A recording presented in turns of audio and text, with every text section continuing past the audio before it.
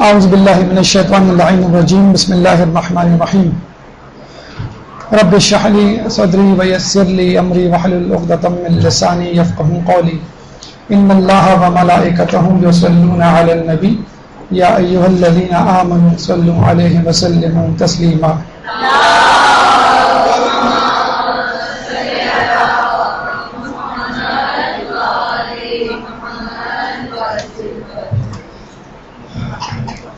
جیسا کہ آپ کو معلوم ہے کہ اصول دین کے حوالے سے ہماری گفتگو جاری تھی، اور اس سلسلے میں سب سے پہلے تو ہم نے توحید کے حوالے سے 2 دروس آپ کے سامنے پیش کیے، اور اس کے بعد خدا کی عدالت یعنی خدا عادل ہے، ہمارا دوسرا اصول دین عدل کے حوالے سے درس دیے گئے، اور اس کے بعد تیسرا اصول دین یعنی نبوت، اس حوالے سے ہماری گفتگو جاری تھی. اور جیسے کہ ہم نے آپ کو بتلایا کہ گفتگو کے 12 مراحل ہیں، اس میں سے غالباً 4تھا مرحلہ ہم پچھلی مرتبہ آپ کے سامنے پیش کر رہے تھے کہ جو ادھورا رہ گیا. انشاءاللہ 4تھا مرحلہ مکمل کرنے کے بعد 5واں، 6واں اور 7واں مرحلہ آپ کے سامنے پیش کیا جائے گا. اس کے بعد کے مراحل انشاءاللہ تیسرے درس میں آپ کے سامنے پیش کیے جائیں گے. یعنی یوں سمجھ لیجئے نبوت کی گفتگو 3 نشستوں 3 دروس میں انشاءاللہ تعالی مکمل ہوگی. پہلا درس آپ کو دیا جا چکا ہے، آج اس سلسلے کا دوسرا درس ہے. جیسے کہ آپ کو معلوم ہے کہ مقدمے کے طور پہ آپ کو جو بتلایا گیا تھا وہ کچھ یوں تھا کہ اصول دین کا جاننا از حد کیوں ضروری ہے.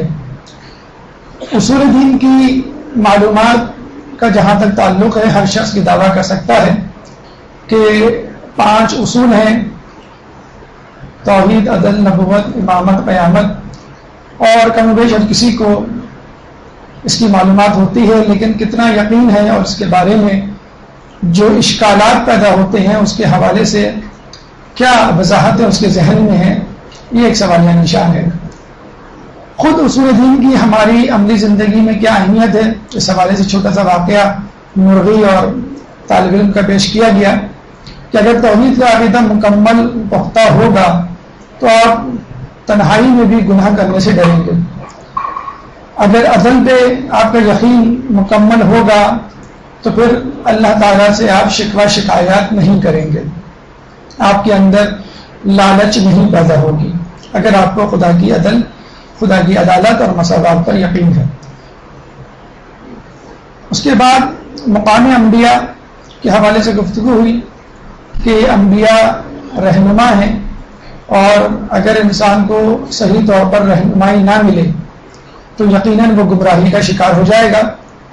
جس طرح ایک ایروپلین اور بس میں بیٹھے ہوئے افراد چاہے وہ کتنے ہی متقی پرہیزگار اور اپنے کام سے مخلص، سفر سے مخلص اور منزل کی جستجو میں کتنا ہی مگن کیوں نہ ہو، جب تک ڈرائیور خود صحیح طور پر صحیح سمت میں چلنے کا ارادہ اور اس پر عمل پیرا نہ ہو تو تمام کے تمام افراد، پورا قافلہ اپنی منزل کھو دیتا ہے.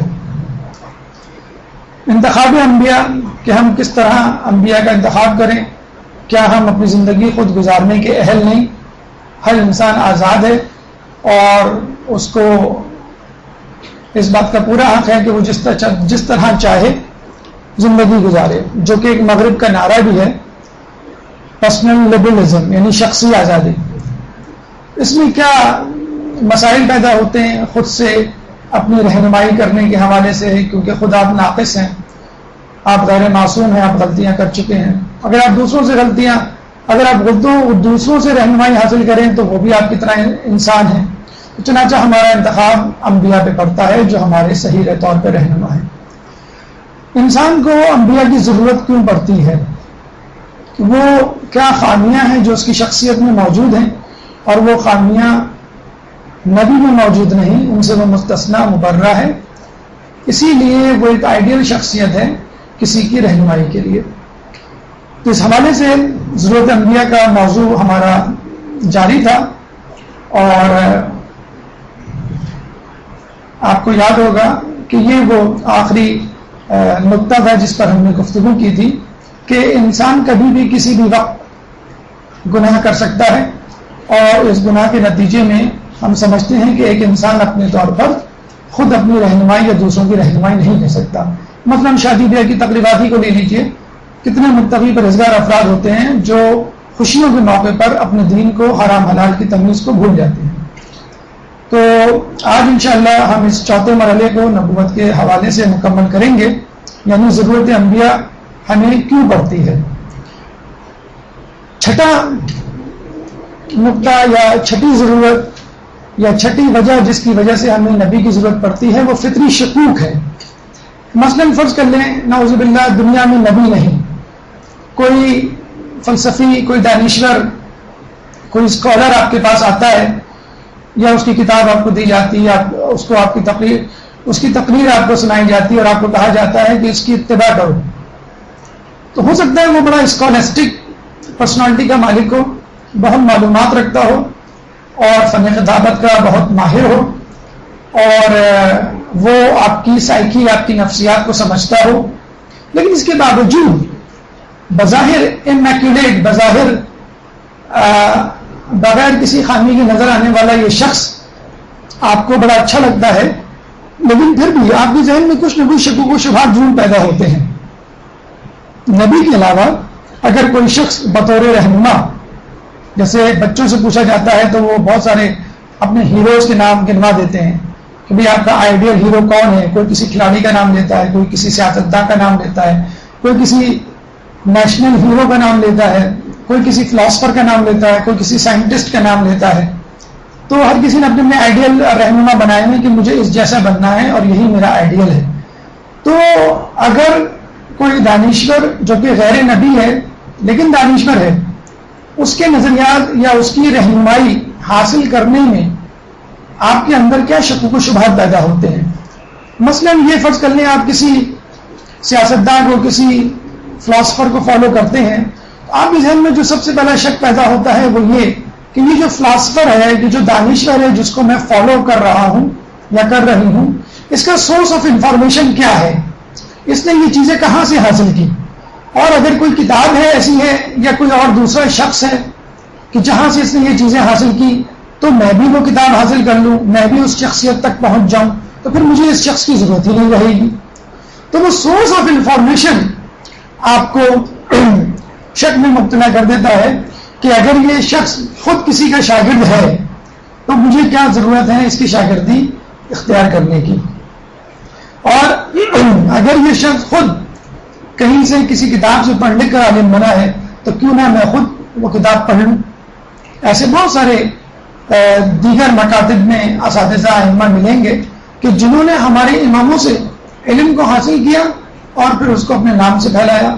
تو جو لوگ راستے پر تھے، صراط مستقیم تھے، ان کے ذہن میں ہمیشہ یہ شکوک پیدا ہوئے کہ ان کے پاس سورس آف انفارمیشن کیا تھا، اور جب پتہ چلا کہ ان کے پاس جو سورس آف انفارمیشن تھا وہ ایک معصوم کا تھا اور معصوم نے نبی سے لیا تھا، تو وہ معصوم کے پاس اور نبی کے پاس اپنا رخ کرتے ہیں اور وہاں سے وہ انفارمیشن لیتے ہیں۔ دوسری اہم بات جو آپ کے ذہن میں آتی ہے کہ یہ شخص ہمارا خیر خواہ ہے کہ نہیں، اور اگر یہ شخص ہمارا خیر خواہ ہے تو کیوں، کیا یہ بغیر کسی غرض و غایت کے ہمارے لیے کام کر رہا ہے۔ تو ہم دیکھتے ہیں کہ ہر فلاسفر، ہر دانشور کا کوئی نہ کوئی مقصد، کوئی نہ کوئی دنیاوی ہدف ہوتا ہے جس کے تحت وہ کام کر رہا ہوتا ہے۔ مثلا اس کو ایک جاب ملی ہوئی ہے جس میں اس کو کہا گیا کہ یہ ریسرچ کرنا ہے اور انسان کی نفسیات کے حوالے سے تمہیں تھیسس تیار کرنے ہیں، تقریریں کرنی ہیں، کتابیں لکھنی ہیں۔ تو ہم یہ کہیں گے کہ جس شخص نے اس کو ہائر کیا ہے، جس ادارے نے، جس پبلشنگ کمپنی نے، جس انسٹیٹیوٹ نے، تو وہ اس کا ملازم ہے اور کبھی بھی نہیں چاہے گا کہ وہ شخص اپنے ادارے کی نافرمانی کرے، روگردانی کرے ان کے اصولوں سے، اور جو کچھ وہ لکھے گا اور کہے گا اس میں ضرور بالضرور اس ادارے کا اثر شامل ہوگا، یعنی اس کے کلمات میں، اس کے نظریات میں اس ماحول کا اثر ضرور شامل ہوگا کہ جو ماحول اس کو مادی حوالے سے فیڈ کر رہا ہے، اس کو خوشحالی دے رہا ہے، اس کو پیسہ دے رہا ہے، اس کو عزت دے رہا ہے، اس کو شہرت دے رہا ہے۔ پھر اگر وہ شخص آپ کی برادری کا نہیں ہے، آپ کے ملک کا نہیں ہے، آپ کی نسل کا نہیں ہے، آپ کی زبان نہیں جانتا، آپ کی ثقافت سے ناآشنا ہے، تو انتہائی مشکل کام ہے اس کے اصولوں کو اپنی جگہ پر اپلائی کرنا. مثلا ایک انگریز ہے، کوئی فلسفی انگریز ہے، فلاسفر ہے، اس کی باتوں کو پاکستان میں رہنے والا ایک گاؤں دیہات میں شخص اپنے اوپر اپلائی نہیں کر سکتا، کیونکہ وہ جو فلاسفر انگریز ہے اس کا ماحول کچھ اور ہے، اور یہاں جو گاؤں دیہات میں رہنے والا ہے اس کا فلاسفر کچھ، اس کا ماحول کچھ اور ہے. پھر اس کے بعد جب وہ اس پہ عمل کرنا شروع کرتا ہے، اس پہ بہت سارے نقصانات کے اندیشے ہوتے ہیں جس کی وجہ سے وہ روٹ جاتا ہے. تو نبی کے علاوہ جتنے بھی دانشور مفکر آپ کو ملیں گے، اس میں یہ رسک فیکٹرز اور یہ شکوک، یہ ڈاؤٹس آپ کے ذہن میں جمع ہوں گے اور پیدا ہوں گے کہ میں کیوں اس شخص کی رہنمائی حاصل کروں. اور دیکھیں، جب ہم بات کرتے ہیں فلاسفرز کی، تو ہمارا مطلب یہ نہیں ہے کہ امریکہ اور برٹن اور کینیڈا اور یورپ کے، یونان کے فلاسفرز. ہمارے یہاں تو بیچارے ٹی وی اینکر خود فلاسفرز بنے ہوئے ہیں. ہمارے یہاں تو بیچارے عوام خود ٹی وی اینکر کو اپنا فلاسفر، دانشور اور رہنما مان چکے ہیں. اب آپ دیکھ لیجیے ہمارے یہاں جو مارننگ شوز ہوتے ہیں اس میں کس طرح لوگ فون کر کے اپنی پرسنل پرابلمس کو پوچھتے ہیں، وظیفے پوچھتے ہیں ان لوگوں سے کہ جو خود شریعت کے پابند نہیں ہوتے. رمضان کی ٹرانسمیشن آپ نے سنی ہوگی، کیا ایک جمع خفیر ہوتا ہے، کیا ویورشپ ہوتی ہے. خود آپ میں سے یہاں کتنے لوگ ایسے بیٹھے ہوں گے جو اس پروگرام کو پابندی سے دیکھتے ہوں گے. لیکن یہ حقیقت ہے کہ ہمارے عوام کی اکثریت ان پروگراموں کی عادی ہو گئی ہے.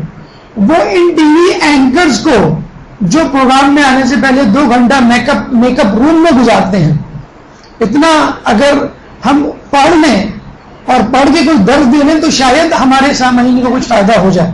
تو جتنا روپیہ، پیسہ اور ٹائم وہ اپنے گیٹ اپ میں، اپنے میک اپ میں لگاتے ہیں، صرف اسی کو آپ دیکھ لیں تو آپ کو ان کے اخلاص کا اندازہ ہو جائے. تو ہمارے یہاں کتابیں پڑھنا تو بہت دور کی بات، فلاسفرز کو اسٹڈی کرنا تو بہت دور کی بات، ٹی وی پہ آنے والے اینکر اور ان کے گیسٹ، ان کے ہوسٹ، وہ ہمارے رہنما بن چکے ہیں. اب ہم اپنے مسائل، چاہے وہ دینی ہوں، غیر دینی ہوں، دنیاوی ہوں، کس طرح کے مسائل ہوں، گھریلو ہوں، ہم ان سے رجوع کرتے ہیں، چاہے وہ کسی بھی مکتبہ فکر سے تعلق رکھتے ہوں.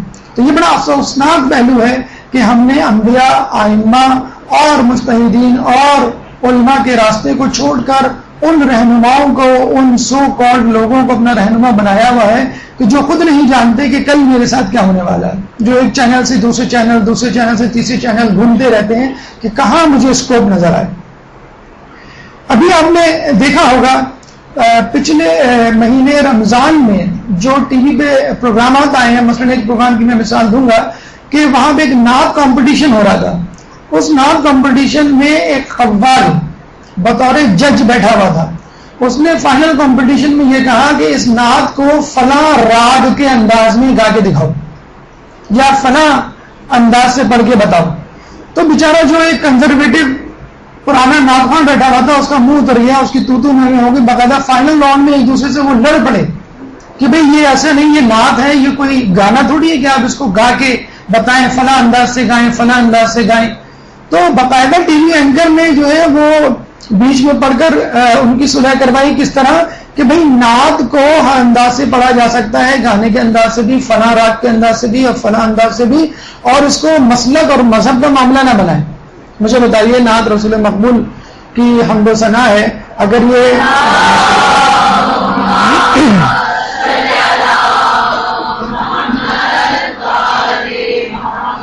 اس کو ہم مذہب کا معاملہ نہیں بنائیں گے تو کس کو بنائیں گے؟ تو آپ دیکھیے گا وہ دن دور نہیں کہ جب ٹی وی پہ رمضان کے ایام میں نعت پر ڈانس کر کے دکھایا جائے گا اور کہا جائے گا کہ دیکھیں ان صاحب نے بڑا اچھا ڈانس کیا، اس نعت پہ ان کو پہلا نام ملا جائے گا. تو جو اسپیڈ، جو رفتار، جو ڈائریکشن ہمارے اینکرز کی، ٹی وی پروگرامز کی، اور بہت معذرت کے ساتھ کہنا پڑتا ہے خود مدارس کے لوگ وہاں پہ نظر آئے، ہمارے خود اپنے مکتب فکر کے، کہ یہ جو ٹی وی کی دنیا ہے، وہ جو مولا علی کہا کرتے تھے کہ دنیا سب سے بڑی جادوگر ہے. تو دیکھا جائے اس وقت دنیا میں سب سے بڑا جادوگر خود میڈیا ہے کہ بڑے سے بڑا دیندار طبقہ پریشان ہو جاتا ہے کہ میں کیا کروں کیا نہ کروں. تو ہم نے انبیاء، ائمہ اور دیگر افراد تو چھوڑ، ہم نے تو ٹی وی اینکر کو اپنا رہنما اور جسے کہتے ہیں کہ ایسا معصوم شخصیت بنا لیا ہے کہ بس اس سے غلطی نہیں ہو سکتی. اور یہ تو بہت بہتر مثال ہے جس کی سلائیڈ آپ کو دکھائی جا سکتی ہے، ورنہ آج کل کی نوجوان نسل سے پوچھیں تو وہ اپنا قومی ہیرو اینکر اور فلاسفر یا دوسرے افراد کو بھی نہیں، بلکہ وہ ڈائریکٹ وہ کسی فلمی اداکار یا اداکارہ کا نام لیتے ہیں کہ میرے آئیڈیل میں تو یہ شخصیت ہے، میں اس طرح بننا چاہتا ہے یا بننا چاہتے ہیں.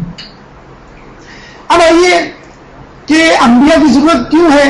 انسانی علم نبوی علم کے برابر کیوں نہیں؟ انسانی علم اور نبوی علم میں کیا فرق ہے اور کیا وجہ ہے کہ ہمیں اپنی اصلاح کے لیے اور دنیا میں امن و آتشی کے لیے نبوی علم کی ضرورت ہے؟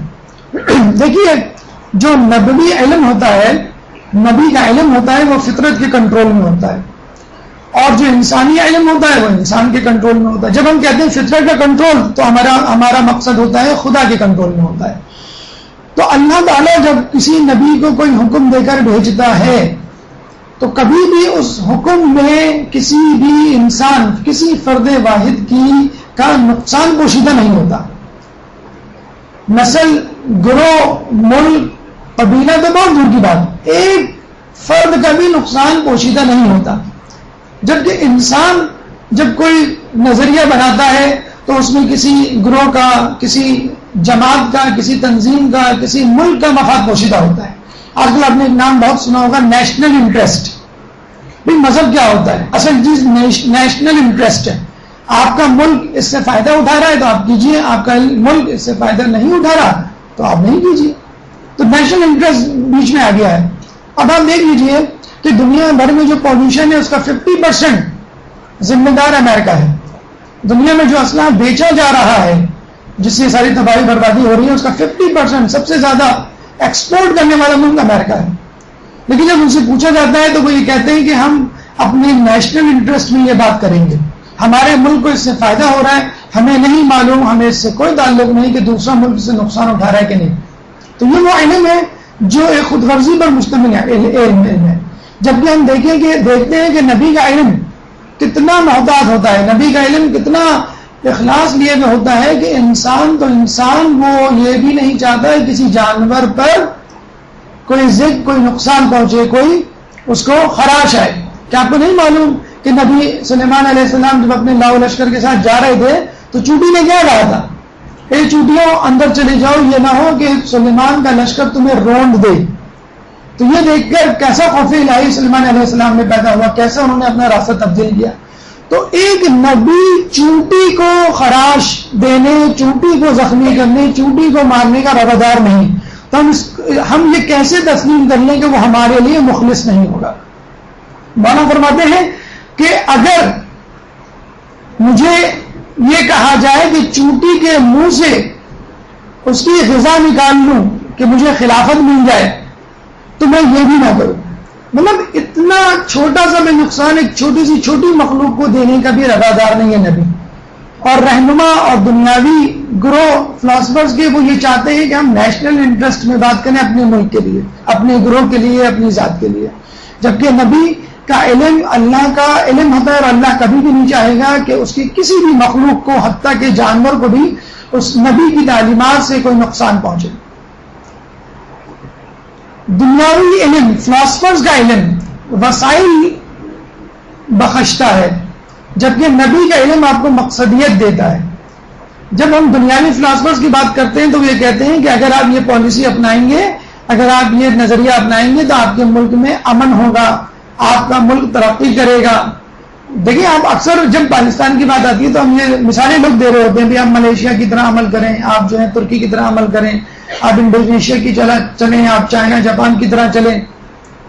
تو ان کا فقط اور فقط ہدف یہ ہوتا ہے کہ ملک ترقی کرے، ملک میں خوشحالی آئے اور ملک میں پیسہ آئے. ہاں، انسان گناہوں اور نیکیوں کے اعتبار سے کس لیول پر ہے ان سے سروکار میں. جبکہ نبی کا علم آپ کو مقصدیت دیتا ہے. مطلب رسول اللہ نے یہ نہیں کہا تھا کہ تم اسلام پہ عمل کر لو گے تو تمہیں دنیا کی حکمرانی مل جائے گی اور بس، نہیں، بلکہ یہ کہا تھا کہ تمہیں خدا کی رضا تو ملے گی، جنت تو ملے گی، اس کے ساتھ ساتھ تمہیں دنیا کی حکمرانی بھی مل جائے گی. لیکن ہدف دنیا کی حکمرانی یا ہدف دنیا کے وسائل کا قبضہ نہیں تھا. تو اصل ہدف اسلام کا، نبی کا، خدا کا نبی کے ذریعے جو پہنچاتا ہے، نبی کی تعلیمات کا اصل ہدف یہ ہوتا ہے کہ انسان خدا کی رضا حاصل کرے، انسان اپنی ذات سے کسی کو تکلیف نہ دے، انسان عبادت میں، اطاعت میں اور آپس کی معاشرتی زندگی میں کسی کو نقصان نہ پہنچائے۔ یہ الگ بات ہے کہ اس کے ذریعے ہمیں امن و آتشی اور خوشحالی ملتی ہے۔ جیسے ہم کہتے ہیں کہ ہم کھانسی کا شربت پیتے ہیں، ڈاکٹر سے کہتے ہیں ہمیں کھانسی کا شربت لکھ دو اور اس کے ساتھ نیند کا شربت بھی لکھ دو کہ 3 دن سے کھانسی ہے، نیند نہیں آ رہی، تو ڈاکٹر کیا کہتا ہے؟ یہ کھانسی کا شربت ہے، اس کو پابندی سے پیجیے گا، نیند کے شربت میں نہیں لکھ رہا۔ کیوں؟ کھانسی کے شربت میں بطور سائڈ افیکٹ نیند شامل ہے۔ تو نیند تو ملے گی لیکن آپ کی کھانسی ٹھیک ہو جائے گی، جو آپ کا اصل ہدف ہے۔ تو نبی کی تعلیم آپ کو آخرت کی کامیابی، خدا کی رضا کی طرف بلاتی ہے، اور اس کے ساتھ ساتھ دنیا کا امن، دنیا کی خوشحالی بھی آپ کو مل جاتی ہے۔ دنیاوی علوم میں تیزی ہے۔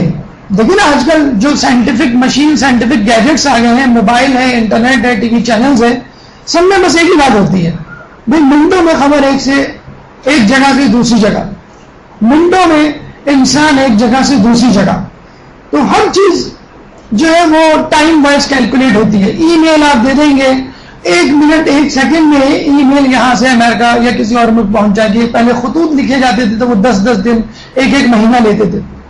تو بات ہو رہی ہے تیزی کی، لیکن ڈائریکشن کی کوئی نہیں بات کر رہا کہ ٹی وی پہ، انٹرنیٹ پر جو کچھ دکھایا جا رہا ہے کیا وہ صحیح ہے کہ نہیں۔ ہاں ایک جگہ سے دوسری جگہ خبر جا رہی ہے، لیکن کیا یہ خبر جانی چاہیے؟ ایک پروگرام پوری دنیا میں بیک وقت دیکھا جا رہا ہے، کیا یہ پروگرام آن لائن جانا چاہیے؟ اسی طرح آپ جہاز میں بیٹھ کے سفر کر رہے ہیں، لیکن آپ جس جگہ جا رہے ہیں آپ کو یقین ہے کہ آپ کا ایمان اس جگہ سلامت رہے گا، یہ آپ کو کوئی نہیں بتا رہا کہ وہاں جائیں گے تو آپ کے ساتھ کیا ہوگا۔ تو دین میں سمت کی اہمیت ہے، تیزی کی اہمیت نہیں ہے، کیونکہ اگر آپ کو منزل نہ بھی ملی، اگر آپ نے مطلوبہ فاصلہ طے نہ بھی کیا، اگر آپ کی سمت ٹھیک ہے تو آپ کو اللہ کی رضا مل جائے گی۔ جبکہ دوسری طرف آپ کی سمت ٹھیک نہیں ہے، آپ کو جانا سفر ہے اور آپ کا رخ حیدرآباد کی طرف ہے، اب چاہے 100 میل فی گھنٹہ یا 200 میل فی گھنٹہ کی رفتار سے چلیں، کوئی فائدہ نہیں ہوگا۔ اللہ تعالیٰ صحیح سمت میں چلنے والے کے فاصلے کو خود کم کر دیا کرتا ہے۔ اسے کہتے ہیں نا کہ ایک شخص نے 99 قتل کیے، وہ ایک اپنے زمانے کے دینی سو کالڈ عالم کے پاس گیا، عالم دین کے بعد اس سے کہنے لگا میں نے 99 قتل کیے، تو اس نے کہا کہ تیری تو بخشش نہیں ہو سکتی، تو نے تو 99 قتل کیے۔ تو اس نے کہا ٹھیک ہے اگر بخشش نہیں ہو سکتی تو میں 1 قتل اور کر دوں، تو اس نے اس کو بھی قتل کر دیا۔ بہرحال وہ اپنے کرنے پہ شرمسار تو تھا، اس نے اللہ تعالیٰ سے گڑ گڑا کے معافی مانگی اور ایک عبادت گاہ کی طرف، ایک مسجد کی طرف چل پڑا کہ مجھے جو ہے کسی طرح توبہ مل جائے، اور اس کے ذہن میں یہی تھا کہ اگر میں یہاں پہنچ جاؤں گا، اللہ تعالیٰ سے گڑ گڑا کے دعا مانگوں گا تو میری دعا قبول ہو جائے گی۔ راستے میں اس کا انتقال ہو گیا۔ فرشتے آئے، ایک فرشتے نے کہا کہ جہنم کا فرشتہ کہنے لگا کہ اس نے قتل کیے 100 اس لیے جہنم میں جائے گا۔ جنت کا فرشتہ کہنے لگا کہ نہیں، یہ توبہ کے ارادے سے جا رہا تھا اس لیے جنت میں جائے گا۔ تو اللہ تعالیٰ نے کہا کہ دونوں کا فاصلہ ناپو، قتل کی جگہ سے اس شخص کی موت جہاں واقع ہوئی ہے وہاں کا فاصلہ، اور اس عبادت گاہ سے لے کے اس کی موت جہاں واقع ہوئی ہے وہاں تک کا فاصلہ۔ کہتے ہیں کہ قتل سے لے کر اس کی موت تک کا، جس جگہ اس کی موت واقع ہوتی وہ فاصلہ کم تھا، اور مسجد تک کا فاصلہ زیادہ تھا، یعنی جہاں اس کی موت واقع ہوئی تھی وہاں سے لے کے مسجد یا عبادت کا فاصلہ زیادہ تھا۔ اللہ کے حکم سے وہ زمین سپر گئی۔ کون سی؟ وہ زمین جو اس کی قتل کی جگہ تھی، جہاں اس نے قتل کیا تھا، جہاں اس کی موت واقع ہوئی تھی وہاں سے لے کے اس عبادت گاہ تک جہاں تک وہ جانے کا راستہ اختیار رکھتا تھا، تو اس کی ڈائریکشن صحیح تھی، فاصلہ باقی تھا، اللہ تعالیٰ نے اس کے فاصلے کو کم کر دیا۔ تو ہمارا بھی یہی معاملہ ہے، بہت سارے لوگ اس کمپلیکس میں مبتلا ہوتے ہیں کہ ہم نے بڑی دیر میں مدرسے کا رخ کیا، ہم نے بڑی دیر میں توبہ کی طرف دھیان دیا، ہم نے بڑی دیر میں نمازوں اور روزوں کی طرف توجہ دی، اب پتہ نہیں اللہ تعالیٰ ہمارے ساتھ کیا معاملہ کرے گا۔ نہیں، اللہ تعالیٰ بہت اچھا معاملہ کرے گا۔ اگر آپ کی نیت ٹھیک ہو گئی، آپ نے توبہ استغفار کر لی، آپ نے پرانی زندگی چند منٹ پہلے بھی آپ کا انتقال ہو جاتا ہے موت سے، اور آپ نے توبہ کر کے، سچی توبہ کر کے مر رہے ہیں، تو اللہ تعالیٰ انشاءاللہ آپ کا حساب کتاب نیکوکاروں میں کرے گا۔ تو ہمارے یہاں سمت کی اہمیت ہے، تیزی کی اہمیت نہیں ہے۔ دنیاوی علم، دانشوروں کا علم آپ کے اندر ظاہری تبدیلی پیدا کرتا ہے، جبکہ نبی کا علم باطنی تبدیلی پیدا کرتا ہے۔ نبی کے ماننے والے بڑے پرانے کپڑے پہنتے تھے، نبی کے ماننے والے بھوکے رہا کرتے تھے، نبی کے ماننے والے اصحاب صفہ تھے جن کو 2 وقت کی روٹی بھی نہیں ملتی تھی۔ نبی کے ماننے والے تو ابو ذر غفاری، سلیمان فارسی، عمار یاسر تھے، جن کا حال احوال، بیک گراؤنڈ اور رتبہ دنیاوی اعتبار سے کچھ بھی نہیں تھا، لوگ ان پہ ہنسا کرتے تھے، لیکن رسول کا ہدف ان کی اندرونی تبدیلی کو دیکھنا تھا۔ رسول نے یہ نہیں کہا تھا کہ تم اسلام میں داخل ہو جاؤ، خوشحال ہو جاؤ۔ بہت سارے لوگ ایسے ہیں جو خوشحال تھے، خود رسول اللہ، ان کا خاندان خوشحال تھا، لیکن جب نبوت کا کام کرنا شروع کیا، پھر آپ دیکھیں فقر و فاقہ کیسا آیا، اور فتح مکہ کے بعد بھی وہ فقر و فاقہ جو ہے وہ مینٹین رہا۔ تو نبی کا علم، نبوی علم آپ کے اندر ایک باطنی تبدیلی پیدا کرتا ہے، ظاہری تبدیلی پیدا نہیں کرتا۔ جیسے ہم دیکھتے ہیں کہ قرآن میں آیا کہ آدم، ہم نے تمہارے لیے لباس نازل کیا ہے جس سے اپنی شرمگاہوں کا پردہ کرو اور زینت کا لباس بھی، لیکن تقویٰ کا لباس سب سے بہتر ہے۔ یعنی یہ اپنی جگہ درست ہے کہ لباس انسان کے لیے ستر پوشی کے لیے ہوتا ہے، اور اس سے زیادہ اس کی زینت کے بھی ہے، جو کہ جائز ہے۔ بہرحال ستر پوشی تو واجب ہے اور زینت جو ہے جائز ہے، مباح ہے، مستحب ہے، کوئی بات نہیں، لیکن ان تمام چیزوں کے باوجود وَلِبَاسُ التَّقْوَىٰ ذَلِكَ خَيْرٌ، کہ لباس تقویٰ بہترین تقویٰ ہے، یہ یاد رکھ لو۔ اگر ستر پوشی ہو گئی، زینت کا لباس مل گیا، ٹھیک ہے، کوئی بات نہیں، لیکن اہم ترین چیز کیا ہے؟ تقویٰ۔ اگر آپ نے لباس اچھا پہنا اور اس کو اپنی ریاکاری کے لیے، تکبر کے لیے، عزت مقام مرتبے کے لیے استعمال کیا، تو پھر وہی لباس آپ کے لیے آگ کے لباس میں تبدیل ہو جائے گا۔ آپ کا لباس اچھا نہیں ہے، اگر لباس تقویٰ اچھا ہے تو اللہ کے نزدیک آپ ان لوگوں سے زیادہ بہتر ہیں جو آپ سے بہتر لباس پہنے گے۔ کیا آپ کو یاد نہیں ہوا گیا کہ ایک شخص جو بہت زرد برق لباس پہنے رسول اللہ کی محفل میں بیٹھا ہوا تھا، ایک غریب شخص پھٹے پرانے کپڑے پہن کر آیا، جیسے اس امیر شخص کے برابر میں بیٹھا تو اس امیر شخص نے اپنے کپڑوں کو سمیٹ لیا۔ رسول نے کتنی ناراضگی کا اظہار کیا اور یہ کہا کہ کیا تو سمجھتا ہے کہ اس کی غربت تجھے چمٹ لے گی، یعنی تو غریب ہو جائے گا اس کے قریب بیٹھنے سے؟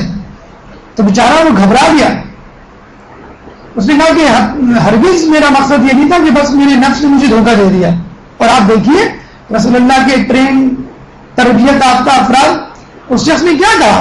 امیر تھا، زربر لباس میں تھا، ہائی اسٹیٹس کا حامل تھا، اس نے کیا کہا کہ رسول اس غلطی کی پاداش میں اپنے آپ کو سزا دینا چاہتا ہوں، اور آج سے میری آدھی دولت جائیداد اس غریب شخص کے حوالے۔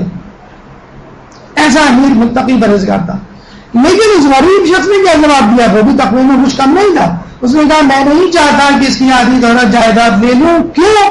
اگر میں نے لے لی تو اس طرح کا جو تکبر جس کا مظاہرہ کر رہا ہے وہ میرے اندر نہ آ جائے۔ تو اس زمانے کے امیر، اس زمانے کے غریب، دونوں کا لباس تقویٰ ماشاءاللہ بہترین تھا۔ تو یہ نبی کی تربیت ہے کہ وہ لباس تقویٰ میں توجہ دیتا ہے، وہ ظاہری لباس میں نہیں توجہ دیتا۔ دنیا کا علم وسعت پیدا کرتا ہے، نبی کا علم بلندی پیدا کرتا ہے۔ دنیا کا علم کیا پیدا کرتا ہے؟ آپ نے اچھی ڈگری لی، doctor, engineer, I T professional, استاد، وکیل بن گئے، ٹھیک ہے، آپ لانڈی سے گلشن شفٹ ہو گئے، پھر زیادہ پیسہ ہے، گلشن سے کلفٹن شفٹ ہو گئے، کلفٹن میں بھی چوری ڈکیتی اور پرابلمس کا شکار ہوئے، آپ دبئی شفٹ ہو گئے، پھر امریکہ شفٹ ہو گئے۔ تو ہماری ترقی اور ہمارا ہدف یہی ہے، افقی سفر، ہاریزونٹل موومنٹ۔ ہم جو ہے سفر تو کر رہے ہیں لیکن افقی طور پہ کر رہے ہیں، ایک جگہ سے دوسری جگہ، لیکن خدا کی نظر میں ہماری بلندی میں کوئی اضافہ نہیں ہو رہا، جبکہ دین یا نبی کا علم آپ کو بلندی پر لے جاتا ہے۔ آپ کو یہ نہیں کہتا کہ تم اپنا گھر بار چھوڑو، تم اپنا اسٹیٹس چھوڑو، تم اپنے قبیلے کو، اپنے گھر والوں کو، اپنا ملک چھوڑو، نہیں، تم وہیں رہو جہاں ہو، بس وہیں پر رہتے رہتے اپنی جگہ سے بلند ہو جاؤ۔ خدا یہ نہیں چاہتا کہ تم ایک علاقے سے دوسرے علاقے چلے گئے تو چلو ٹھیک ہے تمہاری نیکیوں میں اضافہ ہو گیا، تم کسی پوش علاقے میں چلے گئے، صاف ستھرے علاقے میں چلے گئے، تم نو گو ایریا سے نکل کے گو ایریا میں چلے گئے کہ جہاں پہ چہل پہل بہت زیادہ ہے، رات بھر جو ہے وہ دن کا سما رہتا ہے، لائٹیں جلی رہتی ہیں، تو کیا جہنم میں جانے کا امکان کم ہو جائے گا؟ کیا جنت میں جانے کے نمبر بڑھ جائیں گے؟ جی نہیں۔ تقویٰ، ان اکرمکم عند اللہ اتقاکم، اللہ کے نزدیک کرم والا، بزرگی والا وہ ہے جو تقوی میں بلند ہے۔ تو دنیاوی علم، دنیاوی رہنما آپ کا اسٹیٹس امپروو کرتا ہے، آپ کو ایک کمپنی سے دوسری کمپنی کی جاب دلوا دے گا۔ ایک شخص جو ٹیچر ہے وہ آپ کو کم علم سے زیادہ علم کی طرف روانہ کر دے گا، اس کا فائدہ کیا ہوگا؟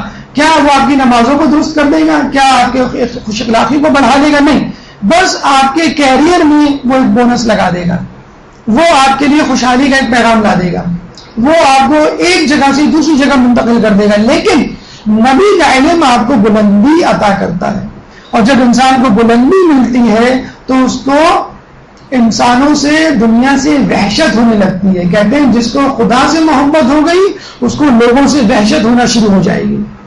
ہم جیسے لوگ جب موت کا پروانہ دیکھتے ہیں یا موت کا خیال ذہن میں آتا ہے، کسی کا حادثہ انتقال دیکھتے ہیں تو گھبرانے لگتے ہیں کہ ہمارے ساتھ یہ نہ ہو۔ ارے مومن کو تو خوشی ہوتی ہے کہ جب میں یہاں سے جاؤں گا تو خدا میرا استقبال کرے گا، ائمہ انبیاء میرا استقبال کریں گے، میں ان لوگوں کے پاس جاؤں گا جو پہلے سے خدا کے پاس بلندی پا چکے ہیں۔ دنیا کا علم چراغ ہے، جبکہ نبی کا علم چراغ بھی ہے اور راستہ بھی ہے۔ دنیا کا علم جیسے میں نے آپ کو بتلا دیا کہ دنیا کا علم یہ ہے کہ بھئی آپ نے فلاں کمپیوٹر لے لیا، فلاں ویب سائٹ کو آن کر لیا اور آپ نے اس سے استفادہ حاصل کر لیا۔ اب اس ویب سائٹ پہ کیا دکھایا جا رہا ہے، حرام حلال، یہ دنیا کا علم آپ کو نہیں بتایا جائے گا۔ آپ ٹی وی لے، ٹی وی پہ بہت سارے چینل ہیں، بہت سارے پروگرامات ہیں۔ جب پروگرام آپ دیکھ رہے ہوں گے تو پروگرام بولے گا نہیں کہ آپ یہ نہ دیکھیے۔ زیادہ سے زیادہ آج کل ٹی وی پہ جو امپروومنٹ آئی ہے وہ PNG، آپ نے دیکھا وہ لکھا ہوا آ جاتا ہے پیرنٹل گائیڈنس، بچے نہ دیکھیں۔ ابھی جو ڈرامہ اسلام آباد میں رچایا گیا تھا تو اس میں یہ لکھا ہوا آ رہا تھا بار بار بچے نہ دیکھیں۔ تو کبھی آپ نے دیکھا کہ میوزک کے پروگرام میں، فحاشی کے پروگرام میں، یا جسے کہتے ہیں کہ ایسا لہو پروگرام جو انسان کا اخلاق بگاڑ رہا ہو، اس میں لکھا ہوا آ رہا ہو کہ بچے نہ دیکھیں، اس سے بچوں میں اخلاق بگڑے گا، یا مومن حضرات نہ دیکھیں، یہ دیکھنے کی چیز نہیں، کبھی نہیں آتا۔ اگر آئے گا تو اس حوالے سے کسی کو ہارٹ اٹیک نہ ہو جائے، کسی کو بلڈ پریشر کا پرابلم نہ ہو جائے، کوئی خوف میں مبتلا نہ ہو جائے۔ لیکن یہ پروگرام آپ کے ایمان کے لیے، آپ کے نفس کے لیے مضر ہے، کبھی نہیں آتا لکھا ہوا۔ تو دنیاوی علم آپ کو چراغ تو دیکھتا ہے، لیکن یہ نہیں بتلاتا کہ آپ کو اس چراغ سے کس راستے پہ سفر کرنا ہے۔ دنیاوی علوم میں تضاد ہے، جبکہ نبی کے علم میں تصدیق ہے۔ پہلے نبی، اس سے پہلے نبی، اس سے پہلے نبی، حتیٰ کہ آدم علیہ السلام تک۔ جبکہ دنیاوی اعتبار سے، چاہے وہ سیاست کا میدان ہو، چاہے وہ معاشیات کا میدان ہو، چاہے وہ معاشرتیات کا میدان ہو، انفرادی میدان ہو، ہر جگہ ہمیں کئی طریقے نظر آتے ہیں۔ لوگ ہمارے اوپر یہ تنقید کرتے ہیں کہ اسلام میں 72 فرقے ہیں، 73 فرقے ہیں، تو کیا ڈیموکریسی کے بہت سارے انداز نہیں؟ کیا خاندان میں رہنے کے بہت سارے انداز نہیں؟ کیا دنیا میں جو گناہ کرنے کے طریقے یا وہ 1000 جہتیں اور 1000 پہلو نہیں رکھتے؟ تو ہمارے یہاں کبھی بھی کسی نبی نے پرانے نبی کی تکذیب نہیں کی، تنقید نہیں کی، بلکہ اس کی تصدیق کی ہے۔ دنیا کا علم، مفکروں کا علم مفروضات پر مشتمل ہے۔ کبھی بھی کوئی دوسرا علم عالم آ کر اس کو کراس کر دے، اس کو منہا کر دے، اس کو ڈیلیٹ کر دے اور اس کو غلط ثابت کر دے، جبکہ نبی کا علم حقائق پر مشتمل علم ہے۔ یہ وہ علم نہیں ہے جو بدستور ارتقا پا رہا ہو سائنس کی طرح، فلسفے کی طرح۔ اگر اللہ کے نبی نے کہہ دیا اللہ ایک ہے تو بس ہے، اب اس پہ مزید ریسرچ نہیں ہوگی۔ اللہ کے نبی نے نماز کو واجب کر دیا تو کر دیا، اب اس پہ مزید ڈیولپمنٹ نہیں ہوگی، یا یہ نہیں ہوگا کہ فلاں طریقے سے نہ پڑھو اب دوسرے طریقے سے پڑھو۔ جس طرح بتا دیا گیا وہ مکمل جامع ہے، اب اس کو اسی طرح اس پر عمل کرنا ہے۔ دنیا کے علوم میں، علم میں انسانوں کے قوانین شامل ہیں، لیکن آئے دن آتا رہتا ہے کہ بھئی کیپٹل پنشمنٹ ہے، سزائے موت ہے، اس پہ جو ہے عمل درآمد کو روکا جائے، فلاں جو گناہ ہے اس کو جو ہے گناہ سمجھا جائے لیکن جرم نہ سمجھائے، جرم کی سزا ہوتی ہے گناہ کی نہیں، وغیرہ وغیرہ. تو جب انسانوں کے بنائے ہوئے قوانین ہوں گے تو وہ کسی نہ کسی گروپ اور قبیلے سے منسلک اور مربوط ہوں گے، جبکہ نبی کا علم خدا سے مشروط ہوتا ہے. دنیا کے علم میں نظریہ ضرورت دیکھی جاتی ہے کہ کس وقت کس چیز کی کیا ضرورت ہے. ابھی دیکھیں پاکستان میں سیلاب کا موسم ہے، اس میں زیادہ تر وجہ وہ حکمت عملی ہے جو انڈیا ہر سال اپناتا ہے. یعنی انڈیا کے دریاؤں میں ڈیمز میں جب پانی زیادہ ہو جاتا ہے بارش کی وجہ سے، تو وہ دریا وہ ڈیمز وہ پشتے کھول دیتا ہے، توڑ دیتا ہے تاکہ پانی کا بہاؤ پاکستان کی طرف ہو جائے. یہ کیا ہے؟ National interest. وہ یہ کہتے ہیں کہ بس ہم اپنے ملک کو بچانا چاہتے ہیں. تو آپ اپنے ملک کو بچانا چاہتے ہیں at the cost of disaster of another country. آپ دوسرے ملک کی تباہی دیکھنا چاہتے ہیں. تو نظریہ ضرورت یہ ہے کہ بس آپ اپنا مفاد دیکھیں اور وقت کی ضرورت دیکھیں، حلال کو حرام کریں، حرام کو حلال کریں، اس سے کوئی فرق نہیں پڑتا. بس یہ دیکھیں کہ آپ کے ملک کو، آپ کی ذات کو فائدہ ہو رہا ہے یا نہیں ہو رہا ہے. دنیاوی مفکر جو قانون بناتے ہیں اس میں انسان خوف میں مبتلا ہوتا ہے. آپ سگنل اس لیے نہیں توڑتے کہ مجھے کانسٹیبل پکڑ لے گا. لوگ آج کل سگنلز کی لائٹ بعد میں دیکھتے ہیں، کانسٹیبل کو پہلے دیکھتے ہیں کہ کانسٹیبل کھڑا ہوا ہے کہ نہیں. اگر نہیں کھڑا ہوا ہے تو تمام سگنلز گرین ہیں، اور اگر کھڑا ہوا ہے تو تمام سگنلز ریڈ ہیں. اسی طرح جب کسی سے پوچھا گیا پاکستان میں جو ہے وہ لوگ ٹیکس دینا نہیں چاہتے ہیں، تو کسی نے بڑا اچھا جواب دیا، ٹیکس تو امریکہ اور یورپ کے لوگ بھی نہیں دینا چاہتے. آج آپ اعلان کر دیں امریکہ اور یورپ میں کہ بھائی آپ کی مرضی ہے آپ ٹیکس دیں یا نہ دیں. کتنے لوگ ہیں جو ٹیکس دیں گے؟ آپ کے ٹیکس نہ دینے پہ کوئی سزا نہیں دی جائے گی. مجھے بتائیے کتنے لوگ ٹیکس دیں گے؟ تو وہاں کا جو ٹیکس سسٹم ہے وہ اتنا سخت ہے کہ اگر آپ نے $1 $1 بھی بچانے کی کوشش کی تو آپ کو فوراً سزا مل جائے گی. تو انسان سزا کے خوف سے ٹیکس دیتا ہے، انسان سزا کے خوف سے ٹریفک سگنل کی لائن کو نہیں توڑتا. ہمارے یہاں تو ایک مشتہد کہہ دے کہ بھی آپ کو سگنل نہیں توڑنا تو آپ سگنل نہیں توڑتے. ہمارا ایک مشتہد کہہ دے کہ بھئی یہ مکان قبضے کا ہے، اس میں آپ نماز نہیں پڑھ سکتے، نماز قبول نہیں ہوگی. یہ لباس آپ نے بغیر پوچھے استعمال کر رہے ہیں اور دینے والا راضی نہیں ہے، آپ نماز نہیں پڑھ سکتے. غصبی پانی سے وضو نہیں کر سکتے. تو یہ دیکھیں انسان جو ہے اگر یہ سب کام کر بھی لے تو اس کو کوئی روکنے والا نہیں ہے. لیکن دنیا میں کیا ہے کہ خوف ہے جس کی وجہ سے وہ کام کر رہے ہیں. اچھا اگر آپ نے وہ کام کر ڈالا جرم تو آپ کو سزا ملے گی، لیکن ہونا تو یہی چاہیے کہ جرم پہ سزا ہو اور نہ کرنے پہ جرم پہ کوئی فائدہ ہو. انبیاء کے قوانین اس حوالے سے مختلف ہیں. مثلا اگر آپ کوئی کام کریں گے یعنی گناہ تو آپ کو سزا ملے گی، اگر نہیں کریں گے تو ثواب ملے گا. اسی طرح نیکی کا بھی یہی ہے، کریں گے تو ثواب، نہیں کریں گے تو گناہ. تو دونوں چیزیں ہیں. جبکہ دنیاوی علوم میں، دنیاوی حکمت عملی میں کیا ہوتا ہے کہ اگر آپ نے کوئی جرم کیا تو سزا نہیں کیا تو کوئی اپریسیشن نہیں ملے گی کہ بھائی فلاں صاحب نے کبھی سگنل نہیں توڑا. ابھی دیکھیں نا لوگ مڈل ایسٹ سے آتے ہیں اور وہاں کے گن گاتے ہیں کہ وہاں لوگ سگنل نہیں توڑتے. ابھی مجھے ایک صاحب نے بتایا وہاں ایک بزرگ تھے پاکستانی، غلطی سے ان سے سگنل ٹوٹ گیا اور وہ بزرگ سفید داڑھی والے، ان کو پولیس پکڑ کے لے گئی، 2 دن ان کو تھانے میں رکھا. اب بتائیں ان کے گھر والوں پہ کیا گزری ہوگی، ان پہ کیا گزری ہوگی. کیا کبھی وہ چاہیں گے کہ آئندہ کبھی وہ سگنل توڑے؟ تو یہ خوف ہے جو ہمیں مجبور کرتا ہے. جبکہ گناہ اور نیکی میں کوئی خوف نہیں ہوتا دنیاوی، آپ کی مرضی کریں یا نہ کریں. کون سی ایسی چیز ہے جو آپ کو مجبور کرتی ہے؟ ہاں اب آپ یہ کہہ سکتے ہیں کہ بھئی جہنم کا خوف تو ہوتا ہے، جنت کی لالچ تو ہوتی ہے. بالکل یہ دونوں چیزیں اللہ نے رکھی ہے، لیکن کن لوگوں کے لیے؟ ہم اور آپ جیسے لوگوں کے لیے. اصل مومن وہ ہے جو صاحب ایمان ہے، مگر جو صاحب ایمان ہے وہ سب سے بڑھ کر خدا سے محبت کرتے ہیں. الذین آمنوا اشد حبا للہ، یعنی جو صاحب ایمان ہے وہی سب سے بڑھ کر خدا سے محبت کرتے ہیں، اور یہی محبت ان کو نیکی کے کام کرنے پر مجبور کرتی ہے. صبرت علی عذابک فکیف اصبر علی فراقک، دعائے کمیل کا جملہ ہے کہ میں تیرے عذاب پر تو صبر کر لوں گا لیکن تیرے فراق پر کیسے صبر کر لوں گا. مومن تو وہ ہے کہ جو مصیبت برداشت کر لے، نقصان برداشت کر لے، لیکن خدا کی ناراضگی نہیں برداشت کر سکتا. جبکہ دنیاوی طور پہ ہم یہ دیکھتے ہیں کہ آپ کو جب فائدہ ہوگا تو آپ وہ کام کریں گے، اور اگر آپ کو نقصان ہو رہا ہوگا تو آپ کام نہیں کریں گے. آپ کو اس سے کوئی غرض نہیں کہ میرے ملک، میرے والدین، میرے دوستوں پر کیا گزرتی ہے. کیونکہ اسلام کیا کہتا ہے کہ تم خدا کی رضا کو مد نظر رکھو، چاہے تم کو فائدہ ہو چاہے تم کو نقصان ہو. حتیٰ کہ اگر تمہیں جہنم میں جلنا پڑے تو تم اس وجہ سے نہ رو کہ مجھے آگ میں جلنا پڑے گا، تم اس وجہ سے رو کہ مجھے خدا کی دوری برداشت کرنی پڑ جائے گی، خدا کی ناراضگی برداشت کرنی پڑ جائے گی. اس وجہ سے گڑ گڑاؤ.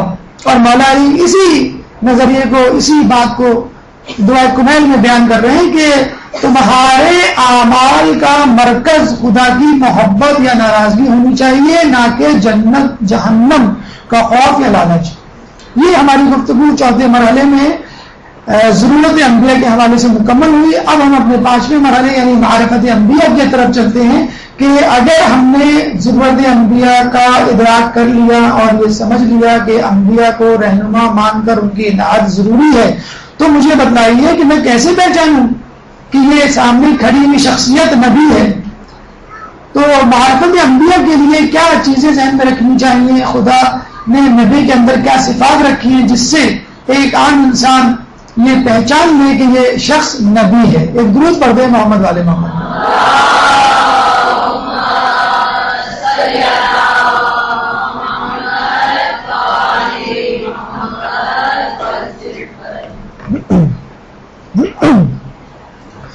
دیکھیں، سب سے پہلے ہی بات اس حوالے سے یاد رکھیے کہ دنیا میں دو قسم کے لوگ ہیں، جاہل اور عالم.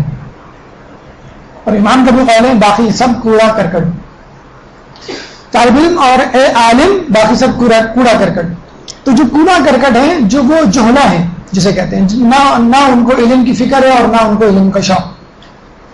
تو ایک تو ہوتے ہیں کہ جو صاحب فراست ہے، دانشور ہیں، مفکر ہیں، سوچ سمجھ کے عمل کرتے ہیں، اور ایک عوام الناس جہلا جسے کہتے ہیں. تو نبی کو نبی ماننے کا سب سے آسان اور سہل اور تیز ترین طریقہ معجزہ ہے، میراکل. کہ آپ نبی سے معجزے کی طلب کریں، وہ معجزہ دکھائے اور اس معجزے پر آپ ایمان لے آئیں کہ وہ نبی ہے. لیکن اس ضمن میں جادو کو بھی پیش کیا جاتا ہے.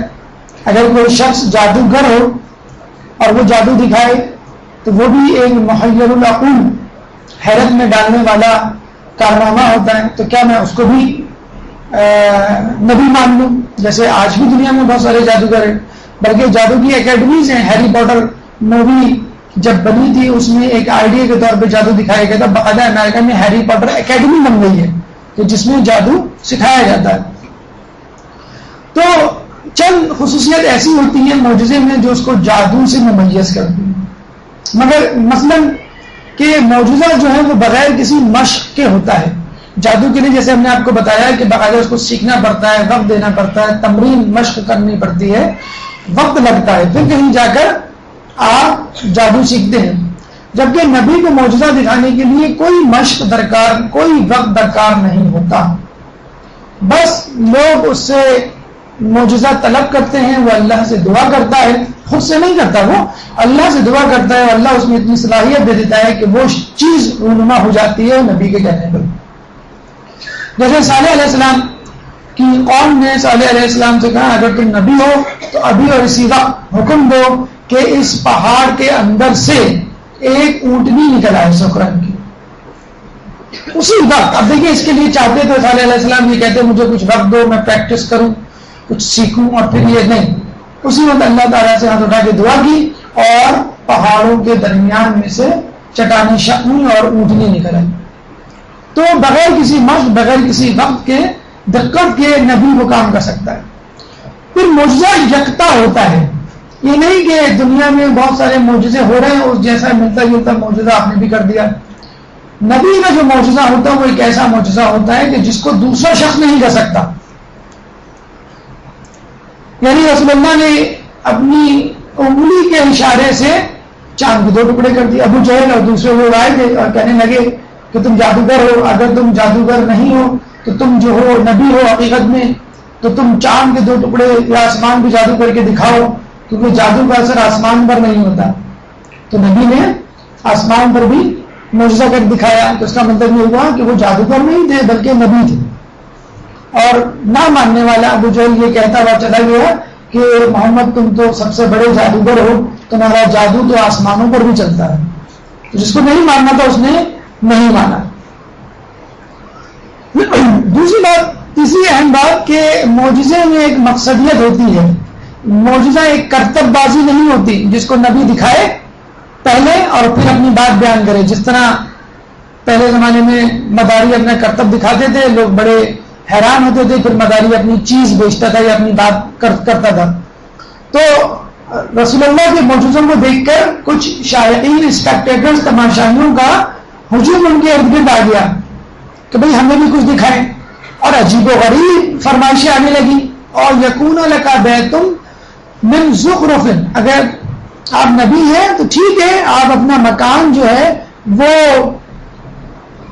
سونے کا بنا کے دکھائیں, اور ترقا فی السماء, یا پھر آپ آسمان کو چڑھ کے دکھائیں. وَلَن نُؤْمِنَ لِرُقِيَّكَ حَتَّى تُنَزِّلَ عَلَيْنَا كِتَابًا نَقْرَؤُهُ, اور وہاں سے ایک کتاب لکھائی اتار کے لائیں تاکہ ہم خود پڑھیں.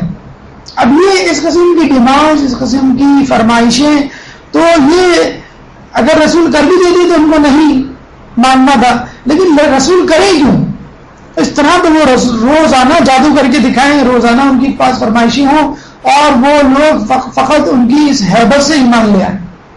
تو اللہ تعالیٰ نے فوراً کیا کہ قل سبحان ربی هل كنت الا بشرا رسولا, کہہ دو کہ پاک ہے میرا پروردگار, میں پیغام پہنچانے والا انسان کے سوا کیا ہوں. یعنی میں کوئی جادوگر, کوئی کرتب باز نہیں ہوں کہ میں تم کو اپنے کرتبوں سے اور جادوؤں سے اور محیر العقول کارناموں سے محروم کرنے آیا ہوں تاکہ تم ایمان لے آؤ. نہیں, یہ تو میں صرف اس لیے تم کو معجزہ دکھا رہا ہوں تاکہ تمہارے ایمان میں پختگی پیدا ہو کہ میں اللہ کا بھیجا ہوا بندہ ہوں, اور اللہ کے اندر اتنی طاقت ہے کہ جو تمہیں چیز ناممکن لگے اللہ اس کو ممکن بنا دے میری ذات کے توسط سے.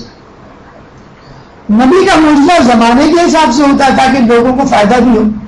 مثلا حضرت عیسیٰ علیہ السلام کے زمانے میں بیماریاں بڑی عام تھیں, تو عیسیٰ علیہ السلام بہت بڑے طبیب مشہور ہو گئے تھے, اور وہ ہاتھ لگاتے تھے تو جذام کے لیپرسی کے مریض جو ہیں وہ ٹھیک ہو جایا کرتے تھے.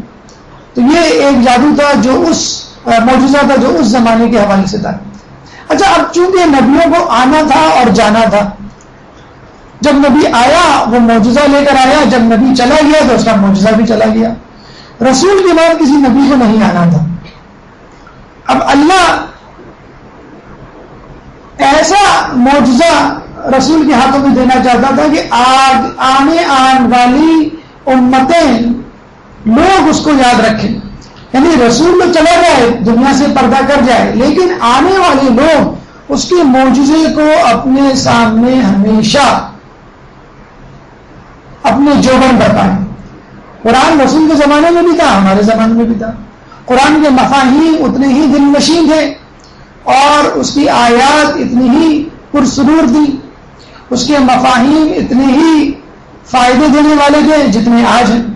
تو وہی قرآن بہو جو رسول کے زمانے میں تھا وہ اب بھی ہے. تو رسول کا معجزہ اس لحاظ سے یکتا ہے, فوقیت رکھتا ہے, ترجیح رکھتا ہے, غالب ہے, بہتر ہے, احسن ہے اور انبیاء کے معجزوں سے, کہ اور انبیاء کے معجزے تو معدوم ہو گئے, ختم ہو گئے, لیکن رسول کا معجزہ قیامت تک قائم رہے گا. اور اس طرح قائم رہے گا کہ ایک حرف, ایک زیر زبر پیش بھی ادھر سے ادھر نہیں ہوگا.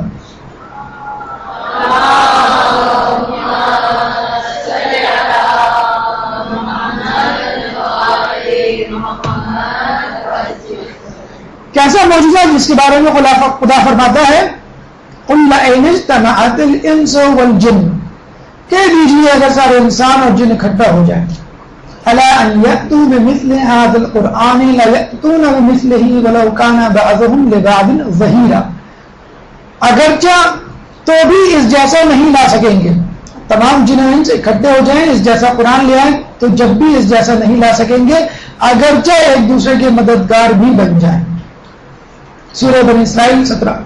تو یہ ایک ایسا معجزہ ہے جس میں تمام لوگ اکٹھا بھی ہو جائیں تو یہ معجزہ کر کے نہیں دکھا سکتے. دوسری اہم بات جس کا تعلق کامن سینس سے ہے, جس کا تعلق علم سے ہے, نبی کو پہچاننے کا دوسرا طریقہ وہ ہے قرائن. نجاشی کا جو جعفر طیار سے رسول اللہ کے جو جسے کہتے ہیں کزن تھے, ان سے جو ڈائلاگ ہوا تھا وہ ایک کامن سینس اور لاجیکل ڈائلاگ پر مشتمل گفتگو تھی کہ نبی کیسا ہے, اس کی زندگی کیسا ہے, اس کے اصحاب کیسے ہیں, اس کی طرف جو آتا ہے اس پہ کیا تبدیلی آتی ہے, اس کے ماننے والے گھٹ رہے ہیں یا بڑھ رہے ہیں. ایک چھوٹا سا مختصر سے ایک انٹرویو تھا جعفر طیار کا, اور انہوں نے سلیس زبان میں اچھے طریقے سے جو کچھ رسول میں دیکھا بغیر کسی معجزے کا تذکرہ کیے بغیر. نجاشی نے یہ نہیں پوچھا تھا کتنی بڑی سلطنت کے مالک ہیں, کتنا مال ان کے پاس موجود ہے, کیا کس چیز پر حکومت کرتے ہیں, یا جسے کہتے ہیں کہ کیا کیا معجزے کرامات ان کے ہاتھ میں. نہیں, بس یہ پوچھا تھا کہ ان کے اندر تقویٰ, ان کے اندر اخلاق اور ان کے ماننے والوں کی صفات کیا ہے. اور وہ صفات ہونی چاہیے. ایک انسان, عقل مند انسان یہ سوچتا ہے کہ یہی انسان ہے کہ جس کو ہم ایک آئیڈیل انسان کے طور پہ پیش کر سکتے ہیں. تو رسول اللہ ایک آئیڈیل انسان تھا. اس نے کہا کہ میرے نزدیک وہ بحق پر ہیں, اور ان لوگوں کو واپس بھیج دیا جو مکے سے مسلمانوں کو لینے آئے تھے. ایک اہم طریقہ, تیسرا طریقہ نبی کو پہچاننے کا وہ ہے دستاویزی ثبوت. ایک شخص کتنا ہی متقی پرہیزگار کیوں نہ ہو, اور وہ یہ دعویٰ کرے کہ یہ مکان میرا ہے, تو ہم اس سے معذرت کے ساتھ یہی کہیں گے بھائی آپ نمازی, پرہیزگار, خوش اخلاق سب ہیں, لیکن آپ کے پاس کیا ثبوت ہے؟ کیا آپ کے پاس اس مکان کے کاغذات ہیں, یا کوئی اتھارٹی لیٹر ہے, کوئی ایفیڈیوٹ ہے, کوئی ایسا کاغذ جس میں گواہوں کے ثبوت ہوں کہ یہ آپ کی ملکیت ہے؟ بس اسی طرح نبی کے لیے بھی ایک ڈاکیومنٹڈ پروف کی ضرورت ہے, اور وہ پروف اپنے ساتھ نہیں لاتا. اگر قرآن میں لکھا ہوا ہو کہ آپ نبی ہیں تو یہ کوئی بڑی بات نہیں, کہ قرآن آپ کہہ سکتے ہیں نعوذ باللہ رسول اللہ نے بنا دیا ہو, لیکن رسول اللہ کا تذکرہ آپ سے پہلی کی کتابوں میں موجود اور ان لوگوں کی کتابوں میں موجود جو آپ کے دشمن, تورات, زبور, انجیل میں ڈاکیومنٹڈ پروف کہ رسول آنے والے ہیں اور ان کے اندر یہ صفات ہوں. ہماری گفتگو کا چھٹا مرحلہ کہ ایک نبی میں کیا خصوصیات ہونی چاہیے کہ جس کی بنا پر ہم اس کو عام لوگوں سے ممیز کریں اور یہ کہیں کہ یہی نبی ہے اور یہی ہمارا رہنما. ایک درود پڑھ دیں محمد والے.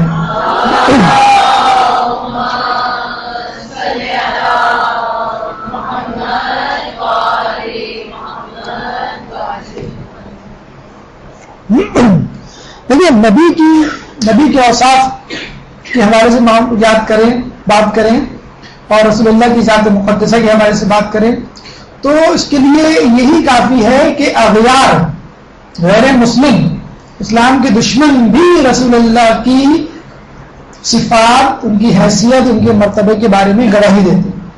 جب گاندھی سے پوچھا گیا تو اس نے کیا کہا کہ رسول اللہ جو ہے وہ کیوں کامیاب ہوئے, کیوں نبی تھے؟ وہ ان کی سمپلسٹی تھی, ان کی سادگی تھی, سیلف ایفیسمنٹ, اپنے کام میں دھن مگن ایک صفت تھی ان کے اندر, اور ریگارڈ فار پلیجز, اپنے ایفائے عہد تھا ان کی ایک خصوصیت, devotion to his friends and follower, ان کا خلوص اور اپنے آپ کو اپنے دوستوں کے لیے وقف کر دینا, یہ خصوصیت تھی جو ان کے اندر موجود تھی. انٹریپیڈیٹی یعنی ان کی شجاعت اس بات کی دلیل ہے کہ واقعی وہ نبی تھے. ان کی فیئرلیسنس, بے خوفی, کیونکہ وہ خوف الہی رکھتے تھے.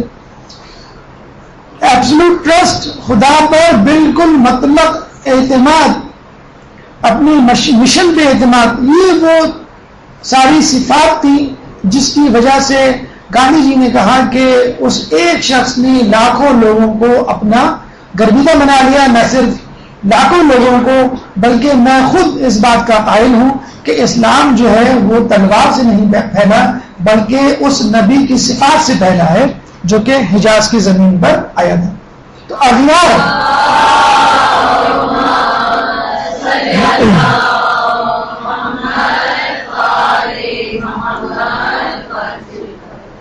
اچھا، اگر معجزہ اگر نبی کوئی دکھائے تو ہم کہیں گے واقعی بہت ایکسٹرا آرڈینری چیز ہے، لیکن ایک نبی اپنے حواریوں کے پاؤں دھوئے، آپ اس کو کیا کہیں گے؟ یہ کام تو ایک غلام کرتا ہے، ایک کمبر شخص کرتا ہے دنیاوی اعتبار سے۔ تو دیکھیے نبی ایسا ہوتا ہے، نبی کو ایسا ہونا چاہیے کہ چاند کے 2 ٹکڑے کر دے، پانی پہ چلے اور غیب سے کھانا اتروا دے، منو سلوا، لیکن عام آدمیوں میں معاشرتی اعتبار سے کم ترین نظر آئے، ان کا خادم، ان کا غلام نظر آئے۔ تو عیسیٰ علیہ السلام اپنے حواریوں کے، اپنے دوستوں کے پاؤں دھویا کرتے تھے کہ ان کے اندر عجز و انکساری پیدا ہو۔ پیدا کیا ہو؟ لوگوں کے لیے ایک سبق کہ تم اس طرح اپنے اندر عجز و انکساری پیدا کرو کہ لوگوں کی خدمت کرو۔ خود رسول اللہ کے بارے میں نہیں یاد کہ جب انہوں نے کہا ایک سفر میں کہ کام بانٹ لو، کون کھانا پکائے گا، کون بکرا ذبح کرے گا، کون لکڑیاں چنے گا، تو سب سے مشکل ترین کام کہ جنگل سے لکڑیاں ڈھونڈ کے جمع کر کے میں لاؤں گا، خطرناک ترین کام۔ اور لوگوں نے کہا کہ آپ بیٹھیے، ہم یہ کام کریے، نہیں، یہ نبی کو زیادہ نہیں دیتا۔ تو کم ترین کام، مشکل ترین کام نبی خود کرتا ہے، اور خود اسلام اور قرآن بھی اس بات کی گواہی دیتا ہے کہ نبی فقط تم جیسا انسان ہے، ما ھذا الا بشر مثلکم، کہ وہ کچھ نہیں سوائے بشر کے تمہاری طرح، یأکل مما تأکلون، وہی کھاتا ہے جو تم کھاتے ہو، منہ ویشرب مما تشربون، اور وہی پیتا ہے جو تم پیتے ہو۔ تو اگر ہم کوئی جن بھیج دیتے، کوئی فرشتہ بھیج دیتے، ما فوق الفطرت شخص بھیج دیتے، اور وہ کچھ اس طرح رہتا، کھانے پینے کی اس کو ضرورت نہیں پڑتی، تمہاری طرح حاجات کی ضرورت نہیں پڑتی، تو پھر تم یہ کہتے ہیں کہ بھئی یہ تو ما فوق الفطرت شخص ہے، ہم اس جیسے نہیں بن سکتے۔ تو نبی نے ان جیسا بن کے دکھایا، ان کے اندر ان جیسا کر کے دکھایا، اور اس کے باوجود ان کی شخصیت، علمی مرتبہ نبی جیسا تھا۔ یعنی نبی ایک طرف خدا سے مربوط منسلک ہوتا ہے اور دوسری طرف انسانوں سے، کہ آپ فیصلہ نہ کر پائیں کہ یہ ایک نبی ہے یا ایک عام انسان۔ دوسری اہم بات صفت جو نبی میں ہوتی ہے کہ اس کی سخت کڑی نگرانی ہوتی ہے، اور اللہ تعالیٰ کی ویجیلنس میں ہوتا ہے۔ جس طرح ہم دیکھتے ہیں نا ایم پی اے، ایم این اے، حکومتی اقتدار کے افراد کس طرح گارڈز کے جسے کہتے ہیں مرغے میں سفر کر رہے ہوتے ہیں، سگنلز ان کے لیے بند کر دیے جاتے ہیں، شاہراہیں خالی کرا دی جاتی ہیں، اور ان کے جو ہے وہ رہائش گاہوں کے آس پاس گارڈز کی پوری ایک فوج ہوتی ہے۔ تو فرشتوں کی پوری فوج ہوتی ہے، خدا کا ایک جسے کہتے ہیں کہ حفاظتی حصار ہوتا ہے نبی کے ارد گرد۔ تو آپ کو گھبرانے کی کوئی ضرورت نہیں کہ اگر میں نبی کے ساتھ ہوا تو مجھے نقصان ہوگا، اگر نقصان ہوا بھی تو آپ کو اس کا احساس تک نہیں ہوگا۔ خود نبی پہ اگر گھبراہٹ طاری ہو یا کوئی ایسا ماحول ہو کہ نبی دشمنوں کے نرغوں میں ہو، تو اللہ تعالیٰ باقاعدہ اس کو تسلی تشفی دیتا ہے۔ جب غدیر قوم میں یہ آیت اتری، یا ایھا الرسول بلغ ما انزل الیک من ربک وان لم تفعل فما بلغت رسالتہ، کہ رسول جو کچھ آپ کی پروردگار کی طرف سے آپ پر اتارا ہے اسے لوگوں تک پہنچا دیجئے، اور اگر آپ نے ایسا نہ کیا تو گویا آپ نے اس کا کوئی پیغام نہیں پہنچایا۔ اور یہ بات کہ لوگ آپ کو نقصان پہنچائیں گے یا اگر آپ کو ڈر گھبراہٹ ہے تو سن لیجیے، واللہ یعصمک من الناس، اور اللہ آپ کی لوگوں کے شر سے حفاظت کرے گا۔ تو یہ گارنٹی، یہ ویجیلنس، یہ نگرانی خدا کی طرف سے ہے جو نبی کے اوپر ہوتی ہے۔ ظاہر سی بات ہے کہ آپ نے دیکھا ہوگا جو ایم این اے، ایم پی اے، حکومتی اقتدار کا حامل شخص ہوتا ہے، اس کے جو گارڈز ہوتے ہیں وہ نہ صرف اس کی حفاظت کرتے ہیں بلکہ ان دوستوں کی، ان گھر والوں کی بھی حفاظت کرتے ہیں جو اس شخص کے ساتھ ہوتا ہے۔ تو نبی کے ساتھ اپنا دامن جوڑ لیجئے، جو نبی کی حفاظت کر رہا ہے وہ آپ کی بھی حفاظت کرے گا۔ نبی کے اخلاق، اس میں کوئی دو بات نہیں، اور بہت تفصیل سے آپ اخلاقی دروس میں نبی کے اخلاق کے بارے میں پڑھ چکے ہیں، وَإِنَّكَ لَعَلَىٰ خُلُقٍ عَظِيمٍ، اور آپ بے شک خلق عظیم کے مالک ہیں. رسول کا اخلاق جیسا اخلاق کسی کا نہیں تھا. اخلاص یقیناً نبی کا جو ٹارگٹ، جو ہدف ہوتا ہے، وہ فقط اللہ کی رضا ہوتی ہے. جبکہ دنیا کا جو دانشور یا فلاسفر یا سیاستداں یا جو بھی شخص ہو، اس کو بس یہ فکر ہوتی ہے کہ یہ شخص میری کتنی تعریف کرتا ہے، یا میرے ماننے والے، جاننے والے، میرے شائقین کتنے ہیں. جبکہ نبی صرف اور صرف خدا کی رضا کے لیے تمام کام انجام دے رہا ہوتا ہے. بلکہ وہ تو بیچارہ دوسروں کے غموں میں گھلا جا رہا ہوتا ہے، ان لوگوں کے غموں میں کہ جن کا کوئی امکان نہیں کہ وہ اسلام کی طرف آئیں. فَلَعَلَّكَ بَاخِعٌ نَفْسَكَ عَلَىٰ آثَارِهِمْ إِن لَّمْ يُؤْمِنُوا بِهَٰذَا الْحَدِيثِ أَسَفًا، تو کیا آپ شدت ہائے افسوس سے ان کے پیچھے اپنی جان خطرے میں ڈال دیں گے اگر یہ لوگ اس بات پر ایمان نہ لائیں؟ یعنی اپنے آپ کو ہلکان نہ کریں ان لوگوں کے لیے کہ جو ایمان لانے والے نہیں. تو نبی تو اتنا زیادہ فکر مند ہوتا ہے، نہ صرف ان لوگوں کے لیے جو اس کے ساتھ ہیں، بلکہ ان لوگوں کے لیے بھی کہ کس طرح وہ ان کے ساتھ آ جائیں جو کہ خدا کی نافرمانی پر نافرمانی کر رہے ہیں. سورہ کہف آیت نمبر 6. عصمت، یقیناً اگر نبی بھی گناہ گار ہو ہماری طرح، نبی بھی خطا کار ہو، نبی بھی بھول جاتا ہو، نبی سے بھی سہو نسیان ہوتا ہو، تو پھر کیا فائدہ؟ ہمیں ہمیشہ اس نبی پر شک رہے گا کہ کیا پتہ اس نے یہ بات غلطی میں کہہ دی ہو. تو نعوذ باللہ کچھ لوگ یہ بھی کہتے ہیں کہ رسول اللہ نے جو علی کی جانشینی کا اعلان کیا تھا، ہو سکتا ہے وہ اپنی داماد اور اپنے امزاد کی محبت میں کر دیا ہو، جو کہ سیاسی حوالے سے بہتر نہیں تھا. چنانچہ رسول کے انتقال کے بعد لوگوں نے سر جوڑ کر فیصلہ کیا کہ رسول کا یہ فیصلہ سیاسی تدبری، سیاسی دانشوری نہیں، نعوذ باللہ. تو رسول اللہ وما ينطق عن الهوى ان هو الا وحی یوحی، کہ وہ کچھ نہیں کہتے سوائے اس کے کہ جو ان کو وحی کی جائے. کام کرنا تو بہت دور کی بات. انما يريد الله ليذهب عنكم الرجس على البيت ويطهركم تطهيرا.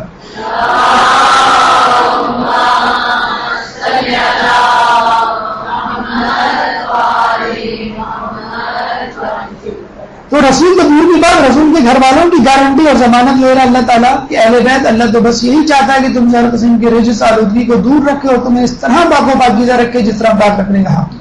تو رسول میں بہت دور کی بات ان کے خاندان والے بھی رجس اور غلاظت اور ہر قسم کی دنیاوی ناپاکی سے دور ہیں. یقین کی کیفیت نبی میں جتنی ہوتی ہے وہ کسی میں نہیں ہوتی. اس کے سامنے جنت، دوزخ، فرشتے، عالم ملکوت سامنے ہوتے ہیں جبکہ ہمارے سامنے نہیں. اس کی مثال ایسی ہے کہ دیوار کے پار کوئی چیز ہے اور شخص وہاں موجود ہے، وہاں سے آ کر ہمیں بتلاتا ہے کہ دیوار کے اس پار فسادات ہو رہے ہیں، دیوار کے اس پار نقصان ہے، تم وہاں نہ جاؤ.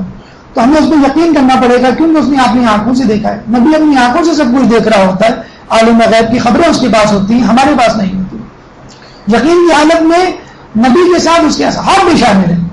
اصحاب صفہ کے بارے میں کہا جاتا ہے کہ وہ جنت دوزخ کا مشاہدہ اپنی آنکھوں سے کیا کرتے تھے. رسول اللہ نے اپنے ایک صحابی جو اصحاب صفہ میں شامل تھے اس سے پوچھا، کہو کیا حال ہے، کس حالت میں صبح کی؟ تو اس نے کہا اس حالت میں صبح کی کہ میں آپ کے سامنے کھڑا ہوں لیکن جہنم کی شعلوں کو دیکھ رہا ہوں. رسول اللہ نے کہا اور یقین کی حالت بدلاؤ، تو اس نے کہا کہ یہ یقین مجھے راتوں کو جگاتا ہے، دن میں بھوکا رکھتا ہے. اور اگر آپ کہیں تو میں آپ کے اصحاب میں کون جنتی ہے کون جہنمی ہے ان کے بھی نام بتا دوں. تو رسول نے کہا اس کا وقت نہیں، اس کی ضرورت نہیں. تو رسول کیا، رسول کے شاگرد صحابہ صفہ وہ اس کیفیت کے عالم تھے کہ ناقابل یقین کی کیفیت ان کو حاصل تھی جو ہمارے نزدیک ہمارے لیے کم از کم ناممکن ہے. عالم آف کورس نبی کا علم مکمل علم ہے، وہ کسی ارتقاء سے، ٹرائل اینڈ ایرر سے، تجربے سے نہیں گزرتا. نبی نے جو بات کہہ دی وہ کہہ دی، اس کو کسی چیز کتاب کے پڑھنے کی ضرورت نہیں، وہ پڑھایا آتا ہے. وہ گہوارے میں بھی شہادت دے سکتا ہے، گہوارے میں بھی کلام کر سکتا ہے. علم غیب جانتا ہے، وہ باتیں جو ہم نہیں جانتے، وہ چیزیں جو ہماری آنکھیں نہیں دیکھ سکتی، وہ باتیں جو ہمارے کان نہیں سن سکتے، نبی وہ باتیں سنتا بھی ہے اور ان چیزوں کو اپنی آنکھوں سے دیکھتا بھی ہے. عالم الغیب فلا یظہر علی غیبہ احدا الا من ارتضی من رسول.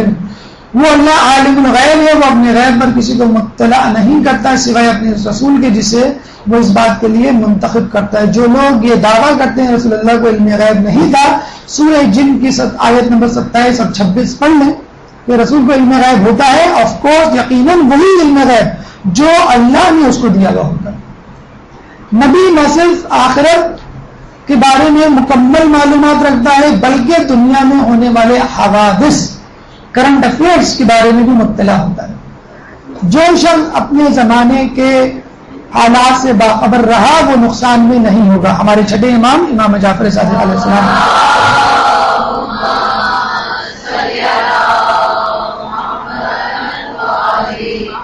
تو رسول مکے میں ہوا کرتے تھے اور روم و فارس کی خبریں دیا کرتے تھے، اور ابھی کی نہیں، چند سالوں بعد کی، اور وہ لوگ اس کو پورا ہوتے ہوئے دیکھتے تھے. نبی کی خاندانی شرافت کی آدم اسلام سے لے کے رسول اللہ تک تاریخ میں مثال نہیں. نبی کا باپ، اس کا باپ، اس کا باپ، یعنی خاندان میں کبھی بھی کوئی شخص کافر نہیں ملے گا. جو ابراہیم علیہ السلام کے چچا آزر کے لیے لفظ اب استعمال ہوا ہے وہ لفظ چچا کے لیے بھی استعمال ہوتا ہے. تو لوگ اکثر یہ غلطی کرتے ہیں کہ آدم ابراہیم علیہ السلام کے والد کا تذکرہ ہو رہا ہے اور وہ نعوذ باللہ کافر تھے. تو نبی کا خاندان، باپ، دادا، پھر پردادا اور اس سے پہلے تمام لوگ دین حنیف پر ہوا کرتے ہیں. اور نبی کا خاندان مکمل، بنی ہاشم کا خاندان خود اسلام کے پھلنے پھولنے سے پہلے شریف ترین خاندان تھا.